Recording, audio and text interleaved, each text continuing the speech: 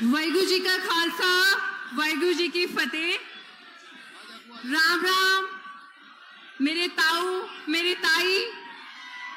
मैं चौधरी महेंद्र जी का तहे दिल से धन्यवाद करती हूँ कि मेरे काफी टाइम बाद मेरे किसान भाइयों के साथ इनके दर्शन करवाए, मुझे इस स्टेज पे बोलने का मौका दिया। मैं एक ही बात कहना चाहती हूँ कि किसान आंदोलन में जिस तरीके से हम डटे रहे हैं, हमें उसी तरीके के साथ सरकार का हमेशा सामना करना चाहिए और एकजुटता के साथ रहना चाहिए। हरियाणा पंजाब का जो नारा है वो हमेशा बुलंद रहना चाहिए, ताकि हम हमेशा आने वाले समय में भी ऐसे आंदोलन लड़ते रहें। मेरी ताई, हमें औरतों का सम्मान करना चाहिए। आज के समय में हम देखते हैं बेटी बचाओ बेटी पढ़ाओ का नारा लगता है, हर बस के ऊपर लिखा होता है। ये लिखने की जरूरत हमें क्यों पड़ी? क्योंकि आज हमारे देश में हमारी बेटियां सुरक्षित नहीं हैं। हम मणिपुर में जाके देखते हैं किस तरह से बेशर्मी से हमारी बेटियों के साथ अत्याचार हो रहा है। हमारे समाज में बेटियों को बराबरता का हक देना चाहिए। जिस तरह से हमारी माएं, जिस तरह से हमारी बहनें खेतों में काम करती हैं, इस तरीके से जैसे गाड़ी के दो पहिए होते हैं, इसी तरीके से समाज में ये मर्द प्रधान समाज में बेटियों की भी उतनी ही इज्जत होनी चाहिए जितनी आदमियों की होती है।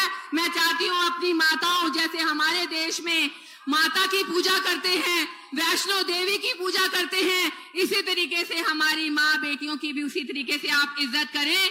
और मैं साथ में एक बात रखना चाहती हूँ, किसानों के साथ जिस तरह से हरी क्रांति आई थी हमारे देश में, 3 गुना ज्यादा मुनाफा तो दिया किसानों को। मैं मानती हूँ मैं किसान की बेटी हूँ, पर उसके साथ हमारे किसानों का जो देसी बीज था, जो उनका खुद का बीज था, जो किसी से खरीदने की जरूरत नहीं थी, हमारे किसानों को दुकानों में पहुंचा दिया।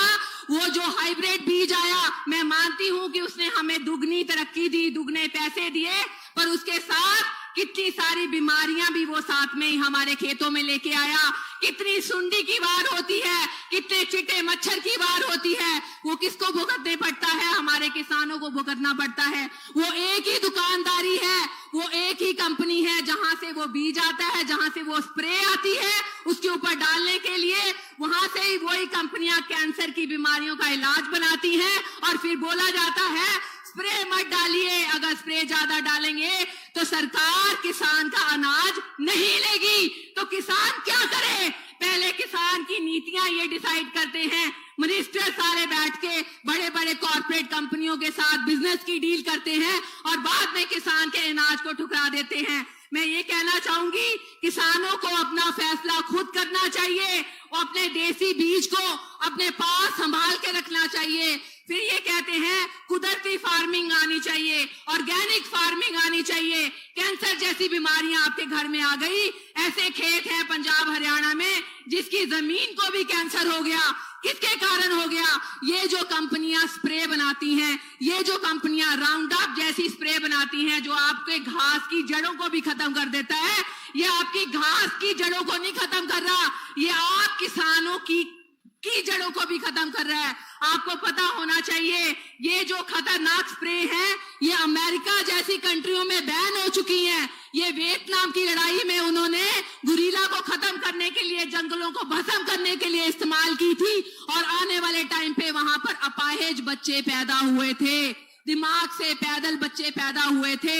आज से 15 साल पहले, 20 साल पहले किसी भी गांव में अपाहिज या मेंटली डिस्टर्ब बच्चे इतने पैदा नहीं होते थे जितने आज की तारीख में होते हैं। वो उसका कारण ये स्प्रे और ये राउंड अप जैसी स्प्रेयों का कारण है। तो हमें ये समझना चाहिए कि ये जो हमारी गवर्नमेंट की नीतियां हैं, हमें इनसे सोच समझ के इनकी चीजों को इस्तेमाल करना चाहिए। ये जितनी इंडस्ट्रीज हैं ये सारी दूसरी कंट्रियों में बैन है, पर हमारे इंडिया, बांग्लादेश, पाकिस्तान में इनकी कंपनियां लगा रखी हैं। ये सरकार को सोचना चाहिए कि हमारे किसानों के लिए कौन सी चीज सही है और कौन सी चीज गलत है।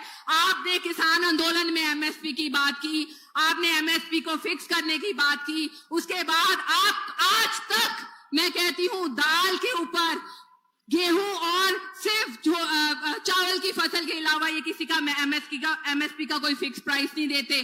क्या हमें दाल उगाने की जरूरत नहीं है? आज की तारीख में हमें मूंगफली उगाने की जरूरत नहीं है जो ये पेस्टिसाइड की कंपनियां लेके आती हैं, स्प्रे की कंपनियां लेके आते हैं। इससे अच्छा तो जहां पर किसान की खेती होती है, मूंगफली की खेती होती है, वहां पर मूंगफली की इंडस्ट्री लगाई जाए ताकि किसान को भी फायदा और गवर्नमेंट को भी फायदा हो। किसान की मूंगफली की फसल भी ली जाए, वहां से गन्ने के लिए मिलें लगाई जाएं ताकि किसान को भी बोनस मिले और सरकार का भी फायदा हो। ऐसी नीतियां लाने की जरूरत है हमें अपनी सरकार की, और ऐसे नेताओं के साथ चलने की जरूरत है। जैसे छोटू राम जी ने कहा था कि किसान जो है वो एक देश की, हमारे देश की रीढ़ की हड्डी है।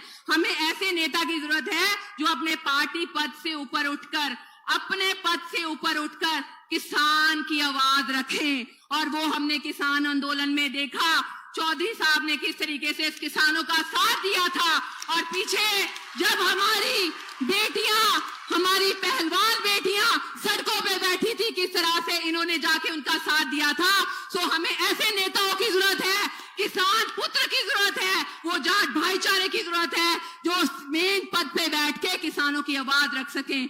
लास्ट में मैं सिर्फ 2 नारे लगाऊंगी जो हमेशा मैं किसान की स्टेज से लगाती आई हूं। किसान मजदूर एकता जिंदाबाद, किसान मजदूर एकता जिंदाबाद, पंजाब हरियाणा भाईचारा जिंदाबाद।